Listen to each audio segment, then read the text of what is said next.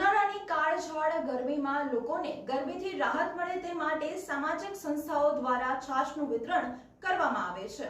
શહેરના કારેલીબાગ વુડા સર્કલ પાસે સામાજિક કાર્યકર કમલેશ પરમાર દ્વારા 300 લીટર છાશનું વિનામૂલ્યે વિતરણ કરવામાં આવ્યું હતું, જેથી રાહદારીઓએ છાશ પીને ગરમીથી રાહત અનુભવી હતી।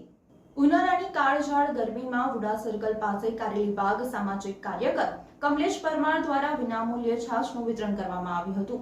ઉનાળાની કાળઝાળ ગરમીમાં શહેરના વુડા સર્કલ પાસે કારેલીબાગ સામાજિક કાર્યકર કમલેશ પરમાર દ્વારા વિનામૂલ્યે છાશનું વિતરણ કરવામાં આવ્યું હતું।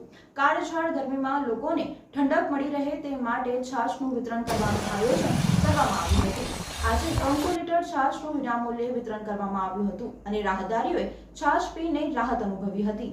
વડોદરા શહેરમાં આવેલ કારેલીબાગ વિસ્તાર વુડા સર્કલ પાસે આજ રોજ નિઃશુલ્ક છાશનું વિતરણ કરવામાં આવ્યું હતું। 300 લીટર જેટલી અમે લોકોએ છાશનું વિતરણ કર્યું છે અને વડોદરા શહેરમાં જ્યારે કાળઝાળ ગરમી હોય અને 45 ડિગ્રી તાપમાન હોય ત્યારે ખાસ કરીને રાહદારીઓને એક રાહત મળે તે હેતુથી આજે અમે તમામ મિત્રો, વડીલો સાથે બહેનો દ્વારા અમે એક આયોજન કરવામાં આવ્યું હતું અને હાલમાં જે કહેવાય છે કે પબ્લિકનો પણ એટલો ઘસારો છે કે ઠંડીનો આસ્કારો લેવા માટે લોકો ઊભા રહ્યા છે અને લોકો જે કહેવાય છે કે છાશ પી રહ્યા છે તેવા માટે આશીર્વાદરૂપ છે। સાથે સાથે વડોદરા શહેરના તમામ મિત્રો, વડીલોને એક ખાસ કરીને એક અપીલ કરવા માગું છું કે વડોદરા શહેરની અંદર જ્યારે ગરમીનો પારો વધારે હોય અને જ્યારે આપણે સમાચાર મીડિયામાં જોતા હોઈએ કે આજે 8 થી 10 લોકોના મૃત્યુ થયા છે ગરમીના કારણે, તો આપણે તમામે જે ભાઈચારો રાખી અને વધુમાં વધુ સેવા કઈ રીતે આપણે આપી શકીએ તે હેતુથી કામ કરવું જોઈએ। સાથે સાથે અમે ORSના જે પેકેટ છે એનું પણ વિતરણ કર્યું છે કે જે વૃદ્ધ લોકો હોય છે અને જે ગરમીથી અત્યારે મૃત્યુ પામતા એવા લોકો હોય છે, જ્યારે કંઈક અવર જવર કરતા હોય